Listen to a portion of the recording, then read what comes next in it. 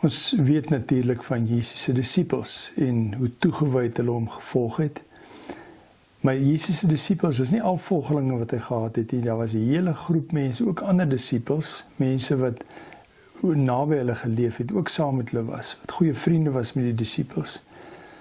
En 2 van hulle is op pad terug na hulle tuisdorpie toe. Hulle is totaal verward en getraumatiseerd. Hulle het die verhoor gesien, die Jesus se sterwe, die verskrikking daarvan beleef. Hulle was nog 'n paar dae in Jerusalem. En toe kom daar vreemde berigte. Vrouens wat sê hy het blykbaar opgestaan. Hulle weet nie meer wat om te glo nie. Hulle is op pad terug na hulle tuisdorp, Emmaus, so 12 km buite Jerusalem. En ons volg die verhaal van daar af. Lukas 24 van vers 13 af. Op dieselfde dag was 2 van hulle op pad na 'n dorpie met die naam Emmaus, 12 km van Jerusalem af. Hulle was in gesprek met mekaar oor al hierdie dinge wat gebeur het. Terwyl hulle so gesels en gedagtes wissel, het Jesus self nader gekom en met hulle saamgeloop. Maar hulle oë is verhinder om hom te herken. Hy vra hulle toe: "Wat is dit wat julle so ernstig met mekaar loop en bespreek?" Met somber gesigte gaan hulle staan, en een van hulle met die naam Kleopas antwoord hom: "Is u dan die enigste vreemdeling in Jerusalem, dat u nie weet van die dinge wat in die afgelope dae daar gebeur het nie?" Hy vra hulle: "Watter dinge?" Hulle antwoord hom: "Die dinge in verband met Jesus van Nasaret, 'n profeet wat magtig was in woord en daad voor God en die hele volk. En hoe ons priesterhoofde en die lede van ons raad hom oorgelewer het om ter dood veroordeel te word en hom gekruisig het. Ons het so gehoop dat dit hy is wat Israel sou verlos. Maar boonop is dit vandag al die 3de dag van dit die dinge gebeur het. En nou het 'n paar vroue uit ons kring ons ook nog ontstel. Hulle was vanmôre vroeg by die graf en kon sy liggaam nie kry nie. Hulle het kom vertel dat hulle 'n verskyning gesien het van engele wat gesê het, hy lewe. Sommige van ons mense het ook na die graf toe gegaan en dit net so gekry soos die vroue gesê het, maar hulle het hom nie gesien nie." Toe sê hy vir hulle: "Wat 'n gebrek aan begrip en wat 'n traagheid van gees. Glo julle dan nie al die dinge wat die profete gesê het nie? Moes die Christus nie hierdie dinge ly om in sy heerlikheid in te gaan nie?" Daarna het hy by Moses en al die profete begin en al die skrifuitsprake wat op hom betrekking het vir hulle uitgelê. Toe hulle by die dorpie aankom waarheen hulle op pad was, het hy gemaak of hy wou verder gaan. Hulle het egter by hom aangedring en gesê: "Bly by ons, want dit is amper aand en die dag is al verby." Toe het hy ingegaan om by hulle oor te bly. Terwyl hulle saam met hulle aan tafel was, neem hy die brood, vra die seun, breek dit en gee dit vir hulle. Toe gaan hulle oë oop en hulle het hom herken, maar hy het uit hulle gesig verdwyn. Hulle sê toe vir mekaar: "Het ons harte nie warm geword toe op die pad met ons gepraat en vir ons die skrif uitgelê het nie?" Hulle het dadelik opgestaan en na Jerusalem toe teruggegaan. Daar kry hulle die 11 en die ander mense by mekaar en die sê: "Die Here het regtig opgestaan, hy het aan Simon verskyn." Toe vertel hulle wat op die pad gebeur het en hoe hy aan hulle bekend geword het toe hy die brood gebreek het. Tot sover. Hierdie 2 manne se werk in Jerusalem is eers klaar. Hulle wil by die huis kom. Hulle is verward. Hulle wil na iets kom wat bekend is. En hulle loop en praat op die pad oor Jesus. En terwyl hulle loop, sluit Jesus by hulle aan. Nou, 12 km stap jy en so, as jy rustig stap, so 3 ure. En Jesus vra vir hulle: "Julle klink ontsteld, wat gaan nie aan, waaroor praat julle?" En hulle stop en die een Kleopas staan as het ware met sy hande op sy knie na Jesus en kyk en sê: "Is jy ernstig? Jy kom van dieselfde rigting af as ons. Weet jy nie wat gebeur het nie?" Nou ja, wie weet beter as Jesus wat gebeur het? Niemand nie. Maar Jesus stop en hy sê vir hulle: "Vertel my meer." En in daardie paar uur gebeur die ongelooflikste dinge. As hierdie mense vanuit hulle ongeloof en vanuit die trauma wat hulle deur is, hulle harte oopmaak en hulle vir Jesus vertel. Alles wat hulle beleef het, hulle verwagtings van hierdie Messias wat sou kom. En hulle het hom gevolg, hy was die antwoord, hy het vir hulle soveel beteken. En toe het hierdie verskriklike ding gebeur, en so vinnig. Hy het baie met die fariseërs en die skrifgeleerdes en die raadslede te doen gehad, maar skielik die dinge net skeef geloop. En hy's ter dood veroordeel, en hy's weg. En hulle verstaan nie wat gaan aan nie, daar's sulke teenstrydige berigte, sprake dat hy lewe, ek meen, dis absurd. En Jesus sê, vertel my meer. Hulle het baie tyd, en Jesus gebruik die tyd. Hulle het vrae en hy kan hulle al die antwoorde gee, maar hy doen dit nie. Hy kies bewustelik om hulle te laat sê wat hulle beleef. En hier kry ons 'n baie belangrike faset van geloof in die eerste plek. Geloof om te kan praat oor dit wat ek voel. Dit wat ek beleef te kan sê.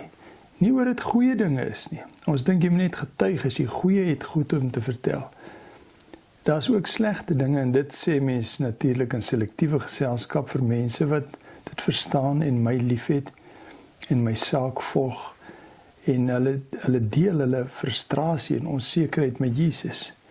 En hy lok hulle uit om meer te sê. En dan uiteindelik as hy sien hulle het hulle gesê, hulle is klaar gepraat, dan begin hy praat. Dit gee vir ons 'n belangrike rigtingwyser oor ons verhouding met die Here. Die feit dat ons dit wat ons glo, dit wat ons dink, met hom deel in woorde en in gebed. Al is dit dinge wat bekend is dit belangrik dat ek dit sê. En wanneer ek dit sê, begin daar by my dinge gebeur. En daarna, nadat Jesus rustig na hulle geluister het, los hulle nie in die onsekerheid te sê, maar sterkte vir julle, ek glo julle sal regkom nie. Hy begin met hulle gesels. Sy gesels is interessant. Hy kon homself net onmiddellik geopenbaar het en gesê, hey, kyk mooi, dis ek. En die Bybel sê hier, hulle is verhoed om hom te sien.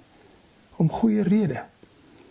Want sien, die doel is nie om Jesus net te ontmoet nie. Die doel is om Jesus te ontdek. 'n pad, 'n proses deur te gaan, waarin ek meer van hom leer. En dan sê hy vir hulle, julle het sulke verkeerde verwagtinge gehad oor die Messias. Hoe hy maar net sal kom en julle lewe makliker sal maak. Maar die feit is, hy is nie julle Messias nie. Hy is die mensdom se Messias. Almal wat na julle ook gaan leef. En daarom doen Jesus 'n belangrike ding. Hy vat hulle terug na die Bybel toe. Hy vat hulle terug na die profeseë wat hulle mee groot geword het in die Ou Testament. En Jesus sê vir hulle, dink net 'n bietjie mooi, as julle nou aan Jesus dink. Dink net 'n bietjie mooi wat die Ou Testament oor hom gesê het. Onthou julle Micha 5 vers 2, wat gesê het dat die Messias in Bethlehem gebore sal word. Ja, sê hulle, ons ken die vers. Hy sê, waar is Jesus gebore? Ja, nou jy het noem, hy kom uit Bethlehem uit. En onthou julle verder vir Jesaja 53, hulle sê ons onthou dit baie goed. Jesaja 53 praat geweldig baie oor die Messias, dat hy verag sal wees en verstoot sal wees. En Kleopas sê, terwyl hy daarvan praat, dis presies wat met Jesus gebeur het. Hy was in die kruis gewees, hy het nie verdien om daar te hang nie, en hy was verstoot deur mense, en hy het so verbasend mooi met hulle gewerk. Hy het hulle vergewe, ek kon nie glo toe ek die woord uit sy mond hoor, Vader, vergeef hulle weet nie wat hulle doen nie. Jesus sê nou, julle het mos uit die Ou Testament geweet dat hy gaan kom, so waarom twyfel julle nog? Julle wil hom sien, maar julle moet die Bybel vertrou. Die Ou Testament wat oor hom praat, moet julle vertrou. Dink bietjie aan Sagaria, hoofstuk 9, waar gesê word dat die koning gaan ry op die rug van 'n donkie. Julle onthou die intog in Jerusalem, en hoe op die donkie gery, ja, sê hulle, dit was iets wonderliks geweest, hoe die mense hom gerespekteer het en aangemoedig het. En verder sê Jesus, as julle dink aan die gebeure by die kruis, sy klere wat verdeel is, julle onthou Psalm 22 vers 19, wat sê dat dit presies is wat gaan gebeur. En natuurlik Psalm 69 vers 22, toe hulle vir hom asyn aangebied het, is dit nie presies wat daar staan nie, dat hulle sy dors wou les deur vir hom asyn aan te bied. En hy lê die hele profesie oor hom, lê vir hulle uit. En daarmee sê hy vir hulle, het julle genoeg? Dit is julle bevestiging van die Messias. Alles wat julle oor hom moet weet, het reeds daar gestaan. Julle soek hom. Julle weet waar hy is. Hy is die een wat uit die skrif na ons toe kom. En die dag het toe lank gevorder, dit het aand geword, en dit het begin skemer raak, by hulle huis aangekom. Jesus sê vir hulle, goed julle, ek gaan eers verder. Nou verder beteken die volgende dorp, en dit is al aand. Hulle sê vir hom, nee. Dit was vir ons so verrykend om met jou te praat. Jy het soveel rustigheid uit ons gebring. Al is ons onseker, weet ons dat God met ons besig is. En dat daardie Jesus, ons verstaan nie wat gebeur nie, maar ons weet dat hy die Messias is. En dan sê hulle vir hom, jy kan nie aangaan nie. Ons wil nog tyd met jou spandeer. Kom eet saam met ons. By die ete breek Jesus die brood, hy het doen die tafelgebed, die oomblik toe hulle saam eet, toe hulle die brood breek, toe herken hulle vir Jesus. En dan is dit interessant dat Jesus uit hulle gesig verdwyn en weer weg is. En hulle sê, ag nee, hy is weer weg. Vir hulle is Jesus nie weg nie. Hy is terug, hy is naby. En onmiddellik dis sal skemer, hulle wil Jesus nie laat aangaan nie, maar hulle spring net daar weg in die donker terug Jerusalem toe. En hulle gaan onmiddellik deel met die wêreld, met die disippels, met hulle vriende. Ons het 'n pad saam met Jesus geloop, hy het op die pad ons ontmoet, en hy leef. En hulle sê van wel, ons wil net bevestig, dat dieselfde by ons gebeur het. Ons verhouding met die Here is 'n proses. 'n Proses waarin ons hom ontdek deur wat ons in die woord kry, die dinge wat ons oor hom lees. En daarom is ons besig gewees met die Bybel so belangrik. Dis hoe ons Jesus ontmoet. Nie in een of ander wonderwerk of een of ander dramatiese ding wat hy verskyn nie. Doodgewoon, deurdat ons sy karakter leer ken, deurdat ons hom in die woord ontdek. Ons wil baie keer iewers heen gaan om Jesus te soek, terwyl hy hier in ons gewone omstandighede by ons is. Die verhaaltjie word vertel van Efraim, 'n man wat in 'n dorpie geleef het waar hy so onvergenoegd was oor alles wat verkeerd is en die onreg wat daar is. En hy sê, ek kan nie langer so leef nie. Ek wil na 'n stad gaan waar ek weet, en ek weet daar's 'n plek waar God is en waar daar vrede is. En hy sê vir sy kind en vir sy vrou, ek gaan nou eers. En hy vat die pad en hy is weg. Toe dit skemer begin raak, toe sy in 'n baie digte bos, en hy eet sy broodjie, en hy bid, en hy gaan slaap. Maar hy is toe bang dat sy die oggend wakker word, die bos is so groot en vreemd, dat hy sy rigting verkeerd kan hê. En daarom sit hy sy skoene toe hy uittrek neer in die rigting van die pad wat hy nou gekom het, en hoe hy wil verder gaan. En hy gaan slaap. In die aand kom daar 'n reisiger verby, en hy sien die skoene, en hy weet presies wat die man se plan is, dat hy in daai rigting moet gaan. En net so uit ondeentheid, vat hy die skoene en hy draai hulle om, in die rigting wat hy nou net gekom het. Toe die man die volgende oggend wakker word, sien hy die rigting van sy skoene, en hy klim in en hy stap. En hy stap 'n hele dag. En daai aand toe dit begin skemer word, sien hy, maar hier's liggies. Hy is bietjie verbaas, want dis minder liggies as wat hy gedink het. Hy dacht, het gaan 'n groot stad wees waar die Here is. Maar hy stap in en hy's opgewonde, want dis waarvoor hy gebid het, dat hy by 'n stad gaan kom waar die Here is. Toe hy aangestap kom, sien hy, maar die strate lyk nogal bietjie bekend, maar hy stap maar af in die straat, hy kan sien, gaan op 'n plek links, die huise lyk vir hom bietjie bekend, maar goed, dis maar hoe dit is, hy is nou in die stad van die Here, en hy kom voor 'n deur, wat hy besef, maar hierdie deur lyk baie soos die een waar ek weg van is, tot die knip is stikkend, soos myne. En hy gaan, en hy maak die deur oop, en toe hy die deur oopmaak, kom 'n klein dogtertjie, sy val hom om die been, en sê, papa, ons is bly jy is terug.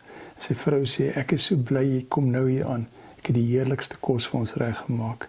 En hy besef, dis hier waar die Messias is. Ek hoef hom nie te soek nie. Hy is in my gewone wêreld, tussen gewone mense, maar in sy woord. En dit is wat vir ons kosbaar is in hierdie tyd, waar ons die pad na die Here toe loop. Here, dankie dat U nader aan ons is as wat ons ooit gedink het. En dankie vir die manier hoe U met ons werk. Dankie dat U na ons luister. en dat ons met U kan praat en dat ons aan die voete kan sit en van U kan leer. En wil U meer as ooit U woord vir ons kosbaar maak? Wil U dit oopbreek? Wil U ons laat uitsien om tyd daar te spandeer, om die proses deur te gaan van U te ontdek? Dankie dat U laat ontdek. Ons eer U in Jesus se naam. Amen.